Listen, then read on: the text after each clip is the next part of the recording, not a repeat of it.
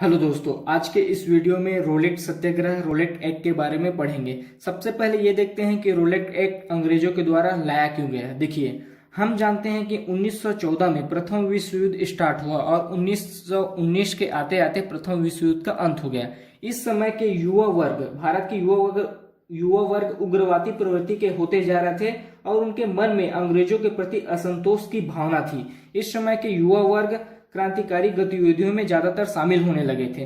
तो इसी के जांच के लिए अंग्रेजों के द्वारा एक समिति का गठन किया गया जिसका नाम था सेडिसन समिति। इसका निर्माण किया गया अंग्रेजों के द्वारा 10 सितंबर 1917 को। सेडिसन समिति का निर्माण किया गया अंग्रेजों के द्वारा 10 सितंबर 1917 को। इसके अध्यक्ष बनाए गए सर सिडनी रोलेट और इसका उद्देश्य था भारत में क्रांतिकारी आंदोलन की जांच करना। जो भी भारत में क्रांतिकारी गतिविधि हो रहे हैं उनके ठिकानों का पता लगाना, उनके उद्देश्य का पता लगाना और उनके जांच करना। फिर जांच के बाद एक कानून बनेगा रोलेट एक्ट 17 मार्च 1919 को। रोलेट एक्ट, इस कानून में था क्या? इस कानून के अंतर्गत अंग्रेज सरकार जिसको भी चाहे बिना मुकदमा चलाए जेल में बंद कर सकती है। देखिए, सेडिसन समिति का आया था 10 सितंबर 1917 को। इसके अध्यक्ष बनाए गए सर सिडनी रोलेट। इसका उद्देश्य था भारत में क्रांतिकारी आंदोलन की जांच करना और यही 2 साल बाद कानून बन के आएगा 17 मार्च 1919 को रोलेट एक्ट के रूप में। इस एक्ट के तहत अंग्रेज सरकार जिसको भी चाहे बिना मुकदमा चलाए गिरफ्तार कर सकती है। और इसके विरोध में, इस कानून के विरोध में इलाहाबाद से मोतीलाल नेहरू ने एक संज्ञा दी और यह संज्ञा दिया गया था 20 मार्च 1919 को। 20 मार्च 1919 को मोतीलाल नेहरू के द्वारा संज्ञा दिया गया कि बिना अपील बिना दलील का कानून और कुछ अन्य संज्ञाएं थी जैसे काला कानून, आतंकवाद अपराध अधिनियम, इस प्रकार के संज्ञाएं इस रोलेट एक्ट को दिया गया। फिर देखते हैं, जब रोलेट एक्ट आया भारत में, उसके विरोध में महात्मा गांधी के द्वारा 6 अप्रैल 1919 को रोलेट सत्याग्रह चलाया गया और इसी दिन 6 अप्रैल 1919 को राष्ट्रीय अपमान दिवस घोषित किया गया और रोलेट सभा और रोलेट सत्याग्रह का निर्माण किया गया। देखिए, इस रोलेट सत्याग्रह में ज्यादातर लोग होम रूल लीग के सदस्य थे। इस आंदोलन के दौरान महात्मा गांधी को दिल्ली और पंजाब में 2 स्थान है। जब रोलेट सत्याग्रह चल रहा था तो 2 स्थानों पर, दिल्ली और पंजाब, यह है हमारा दिल्ली और ये वाला एरिया है हमारा पंजाब, इन 2 स्थानों पर महात्मा गांधी का जाना प्रतिबंध लगा दिया गया। दिल्ली और पंजाब में महात्मा गांधी का जाना प्रतिबंध लगा दिया।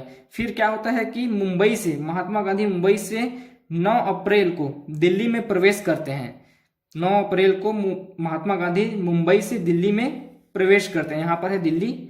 मुंबई से दिल्ली में प्रवेश करते हैं महात्मा गांधी और उन्हें गिरफ्तार कर लिया जाता है। गिरफ्तारी के बाद उन्हें वापस मुंबई लाकर छोड़ दिया जाता है। अब देखते हैं रोलेट एक्ट का पंजाब में विरोध। देखिए, ये वाला हिस्सा है हमारा पंजाब और पंजाब में रोलेट एक्ट का विरोध का नेतृत्व किया गया डॉक्टर सत्यपाल और सैफुद्दीन किचलू के द्वारा और इन दोनों का गिरफ्तारी हो गया। गिरफ्तार कर लिया गया अंग्रेज के द्वारा। फिर गिरफ्तारी के बाद जो आंदोलनकारी है उनके द्वारा एक जुलूस निकाला गया। इसमें पुलिस के द्वारा बर्बरता दिखाई गई, सख्ती दिखाई गई, जिसके कारण पुलिस और आंदोलनकारी में झड़प हो गया जिसमें 5 सिपाही मारे गए। उसके बाद पंजाब में कर्फ्यू लगा दिया गया।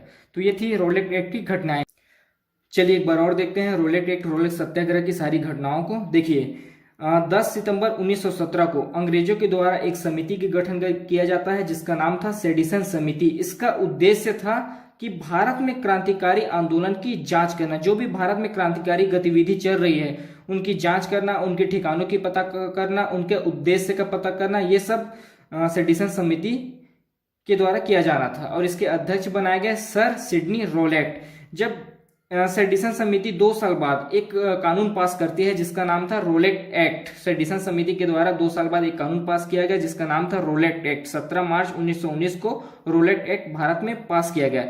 इस एक्ट के तहत अंग्रेज सरकार जिसको भी चाहे बिना मुकदमा चलाए जेल में बंद कर सकती है और इस रोलेट एक्ट का पूरा भारत में विरोध होना स्टार्ट हुआ। तो इलाहाबाद से मोतीलाल नेहरू ने इनका विरोध किया और 20 मार्च 1919 को और इनको एक संज्ञा दिया।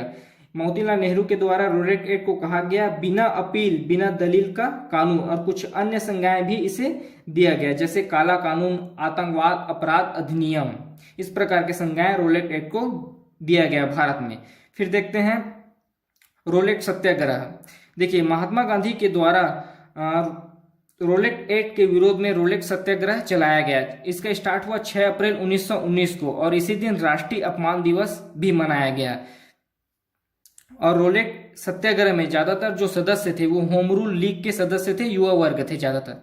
फिर रोलेट सत्याग्रह के दौरान महात्मा गांधी को 2 जगहों पर जाने पर प्रतिबंध लगा दिया, एक तो दिल्ली और दूसरा पंजाब। इन 2 जगहों पर महात्मा गांधी का जाना प्रतिबंध लगा दिया, क्योंकि इस समय रोलेट एक्ट ज्यादा उग्रवादी प्रवृत्ति इन दोनों जगहों पर ही थी, ज्यादा उग्र इन्हीं 2 जगहों पर थी, जिसके कारण महात्मा गांधी को दिल्ली और पंजाब में आने पर प्रतिबंध लगा दिया। फिर 9 अप्रैल 1919 को महात्मा गांधी मुंबई से दिल्ली जाएंगे, और जैसे ही महात्मा गांधी दिल्ली में प्रवेश करते हैं, यहाँ पर अंग्रेजों के द्वारा उनको गिरफ्तार कर लिया जाता है और वापस मुंबई लाके छोड़ दिया जाता है। फिर देखते हैं पंजाब में रोलेट एक्ट का विरोध। देखिए, पंजाब में रोलेट एक्ट का विरोध डॉक्टर सत्यपाल और डॉक्टर सैफुद्दीन किचलू के द्वारा किया गया, और इन्हीं के दौरान इन्हें गिरफ्तार कर लिया गया, जिसकी गिरफ्तारी के विरोध में आंदोलनकारियों ने एक जुलूस निकाला।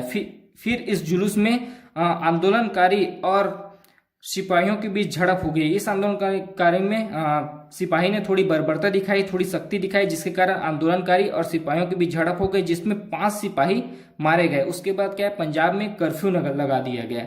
फिर इसके बाद जलियांवाला बाग हत्याकांड की घटनाओं के बारे में पढ़ेंगे, क्योंकि इसके बाद वही एक महत्वपूर्ण घटना आता है।